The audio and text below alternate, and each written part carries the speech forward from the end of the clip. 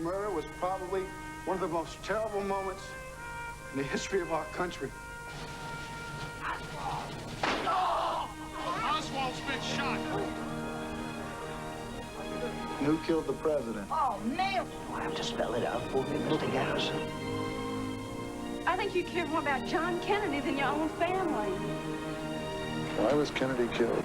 There's a death warrant out for me, you know? Who benefited? The government's gonna jump all over your head, Jimbo. Who has the power to cover it up? Now, we're through the looking glass here, people. People got to know. Y'all got to start thinking on a different level, like the CIA does. People got to know why he was killed. The truth is the most important value we have. I just want to raise our children and live a normal life. I want my life back. Nothing is going to keep me from going ahead with my investigation of John Kennedy's murder. I say, let justice be done, though the heavens fall. From our LA studios, it's now my pleasure to welcome Mr. Oliver J. Stone. Oliver, thanks very much for joining us. First off, let me say congratulations on the 8 nominations for the Academy Awards. You must be delighted.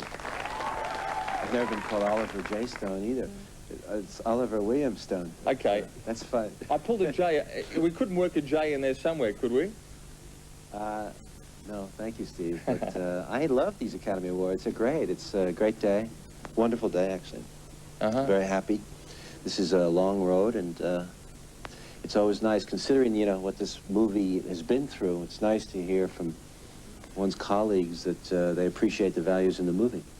One surprising thing was that there was only one nomination for an acting award, Tommy Lee Jones. Were you surprised about that yourself? I'm sad for Kevin because I think he anchored the movie, and I think he did a wonderful job for 3 hours to take us through a difficult landscape. And, you know, he's understated. He's like Gary Cooper. It's not very theatrical, but it's very solid, and it's good work. But I'm happy for Tommy Lee because he was overlooked when he did Coal Miner's Daughter, and he has this coming. It's a long time coming for Tommy.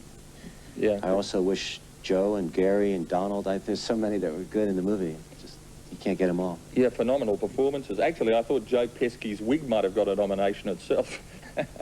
It's the most incredible performance by a wig I've ever seen. It does move around. It does get around.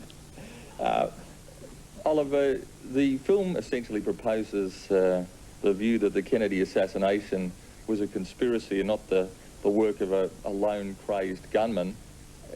How much of the movie do you say is based on the truth?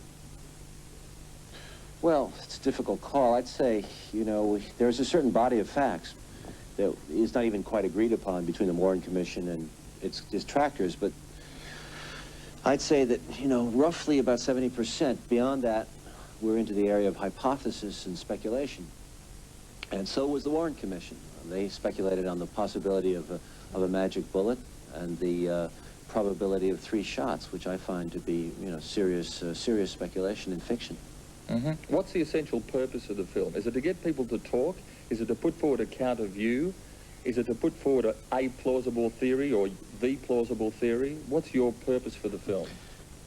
Well, I never quite think in those terms, but to be honest, you know, first of all, I hope it's an exciting film. It's a good mystery, a suspense film, an investigation film. At the same time, I'd like to present a counter myth to what I call the myth of the Warren Commission, because they had a certain body of facts beyond which, you know, they do speculate, we do too, and I would like people to never quite believe the government again in this country because it lied severely to the people, and I think that I would like to see it, you know, where teenagers, the next generation, could never refer to Lee Harvey Oswald as the lone nut assassin of the President Kennedy. I just don't think that that's possible after this film. Just on the subject of the Warren Commission, we were reading in Variety that no less a person than George Bush, who was a former CIA director, said, "I haven't seen the movie, and there's all kinds of conspiratorial theories floating around on everything. Elvis Presley is rumoured to be alive and well someplace, and I can't say that somebody won't go out and make a movie about that." What do you have to say to George Bush about that? Listen, George Bush is so out of touch with reality. He's somewhere on the moon. 10% of the American public agrees with George Bush and believes the Warren Commission. 3 shots killed the president, and Oswald acted alone. He was a communist. Bush has never told the truth. He's constitutionally incapable of it, and he hasn't done so for 30 years. You remember that he was the ex-head of the CIA, and he's an expert at stonewalling the American people. 75% of the American people believe there was a conspiracy. Brian Gumbel, NBC, had a poll the other day. 30,000 phone calls came in. 51% of those phone calls believe that the CIA killed our president. That's pretty shocking. We're saying basically the majority of American people believe that their government removed their president. That's a coup d'etat. If that's the case, then, Oliver, then if we're saying that there's a conspiracy to kill an American president and still to cover it up, then how can a filmmaker such as yourself go out and safely make a film about the whole subject matter? Well, the techniques have changed. I couldn't have done this film in the 1960s. You know, assassination was a popular form of removal in those days. I think that not only was John Kennedy removed by this nexus, I think that Robert Kennedy and Martin Luther King were also killed by like-minded conspiracies. But I think in the 1970s in America, if you remember, we investigated the CIA heavily, and we investigated intelligence agencies, and I think they changed their methods.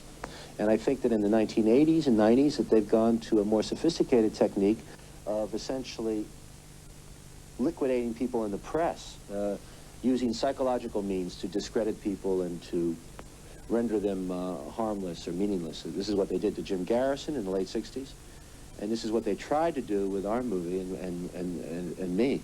Just picking up that point, one of my favourite scenes, Oliver, in the movie is where Kevin Costner is Jim Garrison sitting there watching the telly with his kid, and he sees his own work being portrayed in the worst possible terms. You get a sense that that's in fact what the press has done to you in your movie, JFK?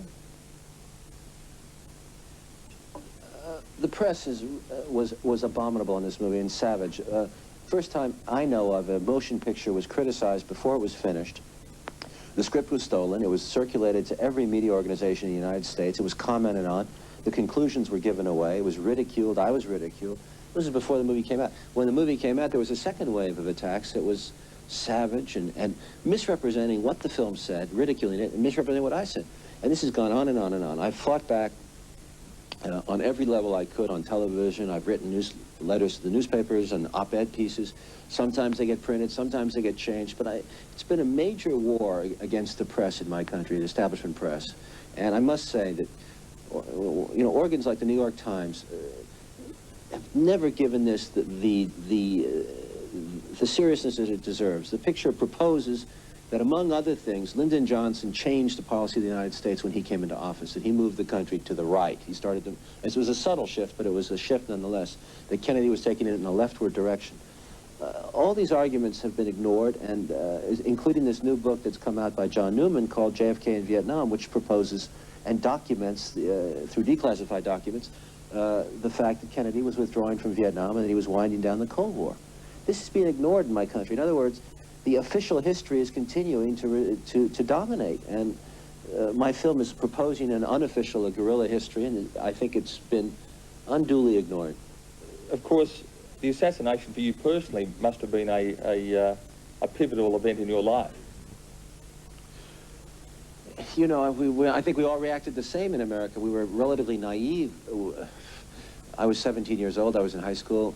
We bought the cover story that Oswald did it alone. You were in Dallas. You recreated the assassination in Dallas. You're there. You've got the motorcade being recreated. You've got people in period costume.